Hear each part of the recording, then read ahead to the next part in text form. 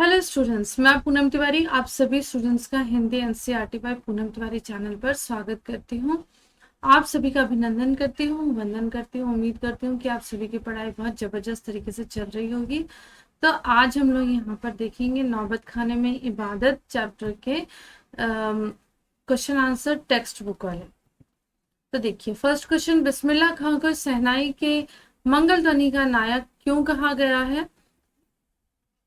या फिर ये क्वेश्चन पूछा जाता है कि बिस्मिल्लाह खां हमेशा अपनी अगेय संगीत यात्रा के नायक रहेंगे। इस कथन की पुष्टि कीजिए। तो शहनाई मंगल ध्वनि का वाद्य है। भारत में जितने भी शहनाई वादक हुए हैं उनमें बिस्मिल्लाह खां का नाम सबसे ऊपर है। उनसे बढ़कर सुरीला शहनाई वादक कोई और नहीं है, इसलिए उन्हें शहनाई की मंगल ध्वनि का नायक कहा गया है। फटा सुर न बख्श, लुंगिया का क्या, आज फटी है तो कल सी जाएगी। शहनाई वादक बिस्मिल्लाह खां खुदा से विनती करते हैं कि हे खुदा, तू मुझे भी फटा हुआ सुर न देना, शहनाई का बेसुरा स्वर न देना। लुंगिया अगर रह गई तो कोई बात नहीं, आज यह फटी है तो कल सिल जाएगी। आज गरीबी है तो कल समृद्धि आ जाएगी, लेकिन भूल कर भी मुझे बेसुरा राग न देना। शहनाई की कला में नहीं तो कमी, शहनाई की कला में किसी भी तरह की कोई कमी नहीं रखना। मेरे मालिक सुर बख्श दे, सुर में वह तासीर पैदा कर कि आंखों से सच्चे मोती की तरह अनगढ़ आंसू निकल आए। तो बिस्मिल्लाह खां खुदा से विनती करते हैं कि हे खुदा, तू मुझे ऐसा सच्चा मार्मिक सुर प्रदान कर जिससे सुनकर श्रोताओं की आंखों से आंसू ढुलक जाए, तब आंसू निकल आए, जिसमें हृदय को गदगद करने की, तरल करने की, करुणार्थ करने की शक्ति हो। काशी में हो रहे कौन से परिवर्तन बिस्मिल्लाह खां को व्यतीत करते हैं? तो काशी के में पुरानी परंपराएं लुप्त हो रही हैं। खान पान की पुरानी चीजें विशेषताएं नष्ट हो रही हैं। मलाई बर्फ वाले गुलगुले और गायब हो गए हैं। कुलसुम की छन करती संगीतात्मक कचौड़ी क्या हो रही है, और देसी घी की जलेबी आज नहीं रही।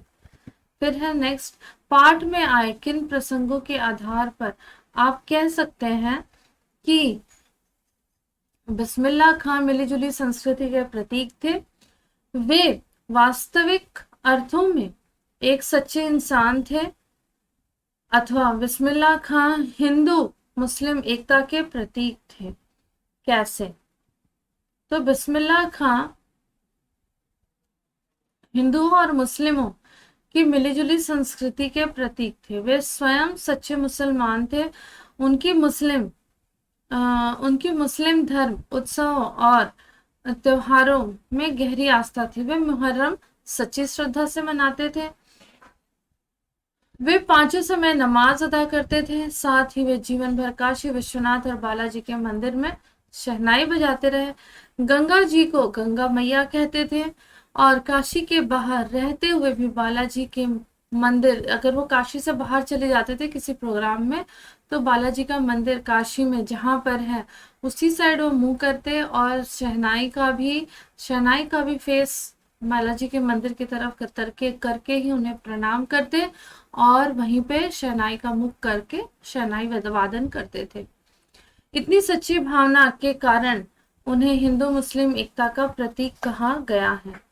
अब दूसरा वाला है, बिस्मिल्लाह खां वास्तविक अर्थों में सच्चे इंसान थे। उन्होंने कभी धार्मिक कट्टरता, शुद्रता और तंग दिली नहीं दिखाई।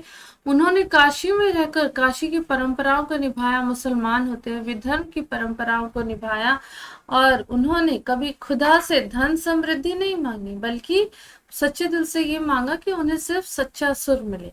वे जीवन भर फटे हाल सरल से ही रह गए, और ऊंचे से ऊंचे सम्मान पाकर भी वो सरल बने रहे। बिस्मिल्लाह खां के व्यक्तित्व की कौन कौन सी विशेषताएं आपको प्रभावित करती हैं? ये वाला क्वेश्चन तो बहुत इम्पोर्टेंट है, ये 2018 में आया हुआ है। और ये 2019 का है।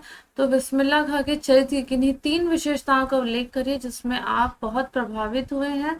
तो उनका है धार्मिक सौहार्द, प्रभु के प्रति आस्थावान, सरलता, सादगी और रसिक और विनोदी स्वभाव। तो धार्मिक सौहार्द में जैसे कि मैंने बताया कि वो पांचों समय मुस्लिम थे, तो पांचों समय वो नमाज पढ़ते थे। मुहर्रम के उत्सव को पूरी श्रद्धा के साथ शौक और भाव से मनाते थे।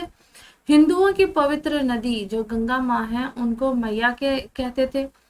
विश्वनाथ बाबा विश्वनाथ और बालाजी मंदिर में डेली शहनाई बजाते। काशी के विश्वनाथ की कल्पना बिस्मिल्लाह की शहनाई के बिना हो ही नहीं सकती। उनका धार्मिक सौहार्द बहुत अधिक प्रभावित है। प्रभु के प्रति आस्थावान, वो अपने ईश्वर के प्रति बहुत उनकी आस्था थी, खुदा के प्रति सच्ची गहरी आस्था थी, और वे नमाज पढ़ते हुए खुदा से सच्चे सुर की कामना करते। और कुछ नहीं कि मुझे धन दे दो, ये दे दो, ऐश्वर्य दे दो, नहीं। वो सच्चे सुर की कामना करते, वे शहनाई की प्रशंसा को भी खुदा को ही समर्पित करते थे। सरलता और सादगी उनमें बहुत था, इसके कारण उन्हें भारत रत्न प्राप्त हुआ। अनेक विश्वविद्यालयों में उन्हें उपाधियां दी गई, सम्मान मिले। उन्हें गर्व और अभिमान कभी छू भी नहीं सब पाया था, इतना कुछ उन्हें मिलने के बाद, इतनी उन्हें ख्याति मिलने के बाद। वे सरलता, सादगी और गरीबी की जिंदगी जीते थे। यहाँ तक कि वे फटी तहमद पहनते थे और अपने बनावट श्रृंगार की ओर उन्होंने कभी भी ध्यान नहीं दिया। रसिक और विनोदी स्वभाव, तो बहुत ही रसिक स्वभाव के थे। वे रसूलन बाई और बतूलन बाई गायकी के रसिया थे। जवानी में कुलसुम हलवाई और सुलोचना के रसिया बने। जलेबी और कचौड़ियों के बहुत शौकीन थे, और उन्हें भारत रत्न का, जिन उनकी शिष्या ने भारत रत्न का हलवा देकर भारत रत्न उन्हें दिया गया था। ठीक है। और उनको कहा कि फटे से बोली कि भारत रत्न सेनाई पर मिला है, लुंगिया पर नहीं। फिर बिस्मिल्लाह खां कला के अन्य उपासक थे। तर्क से उत्तर दीजिए। तो अनन्य उपासक तो थे ही, इसमें तो कोई डाउट नहीं है। 80 वर्षों से लगातार शहनाई बजाई, और उनसे बढ़कर शहनाई बजाने वाला भारत भर में शायद ही कोई हुआ है। अंत तक उन्होंने खुदा के सच्चे सुर से, अपने जीवन के अंत तक उन्होंने भगवान से, अपने ईश्वर से, अपने खुदा से सच्चे सुर की कामना की, और अंत तक लग रहा था कि शायद अभी खुदा उन्हें कोई सच्चा सुर देगा जिसे पाकर श्रोताओं की आंखों से अपने आप आंसू निकल आएंगे। और उन्होंने इसके अलावा किसी भी चीज की शायद ही कोई कामना की हो। वे अपने पर झल्लाते थे और उन्हें अब तक शहनाई को सही ढंग से बजाने नहीं आया। इस पर उन्हें बहुत ही गुस्सा आता था। इससे पता चलता है कि वे सच्चे कला उपासक थे। 2-4 राग गाकर उस्ताद कोई नहीं बन जाता, जीवन भर अभ्यास और साधना को जारी रखना पड़ता है। तो ये थे इस चैप्टर के शॉर्ट आंसर्स। लास्ट वाला एक लॉन्ग आंसर था।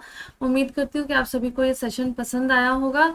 तो इसे लाइक कर दो, सब्सक्राइब कर दो, और अपने फ्रेंड्स के साथ शेयर कर दो। अपने स्कूल के फ्रेंड्स के साथ शेयर करो। उन्हें कहो कि जो उनके पड़ोस में है उन्हें शेयर करते करते आखिरकार ये सेशन उन बच्चों तक पहुंच जाए जिन्हें इस सेशन की बहुत ज़्यादा ज़रूरत है। Thank you so much. और अगले चैप्टर के क्वेश्चन आंसर के साथ हम बहुत जल्द में मिलते हैं। Till then take care.